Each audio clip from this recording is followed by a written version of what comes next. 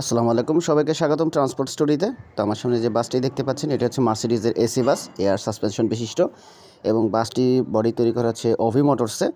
এই বাস যদি অনেক আগেই আনা হয়েছিল, তো মাঝখান দিয়ে বাসগুলোর চেসিসের উপর বডি করানোর কাজ বন্ধ ছিল, নন এসি বাসগুলোর কাজ ধরা হয়েছিল। তো এই বাসগুলোর কাজ আবার শুরু করা হয়েছে। তো বাসের বডি দাঁড়িয়ে গিয়েছে, তো আশা করা যাচ্ছে এবার ঈদুল আজহার আগেই হানিফ এন্টারপ্রাইজের বহরে এসি বাসগুলো যুক্ত হতে যাচ্ছে, মার্সিডিজ এসি। সিট অ্যারেঞ্জমেন্ট এখনও বলা যাচ্ছে না, ইকোনমি ক্লাস হবে না বিজনেস ক্লাস, এটা এখনও সঠিক বলা যাচ্ছে না। গাড়িগুলো কমপ্লিট হলে আসলে জানানো যাবে যে বাসগুলো কী কন্ডিশনে করা হবে, বিজনেস না ইকোনমি ক্লাস।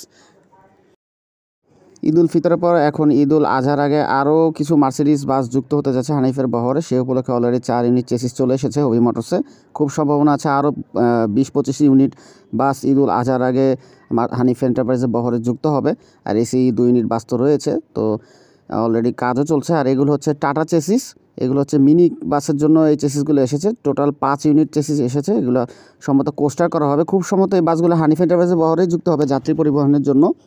এছাড়াও অভি মোটরসে 10 unit Mercedes non AC bus complete হয়ে বসে আছে। বাসগুলো মূলত ঈদের আগে কমপ্লিট হচ্ছে, এগুলো রেজিস্ট্রেশন করা হয়নি।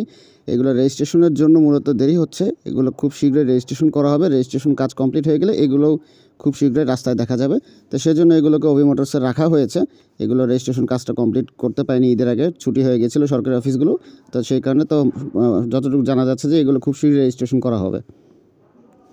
তো এই ছিল অভি মোটরসের ছোটোখাটো আপডেট। আশা করি আপনাদের ভিডিওটি ভালো লেগেছে। ভালো লেগে থাকলে অবশ্যই চ্যানেলটি সাবস্ক্রাইব করবেন।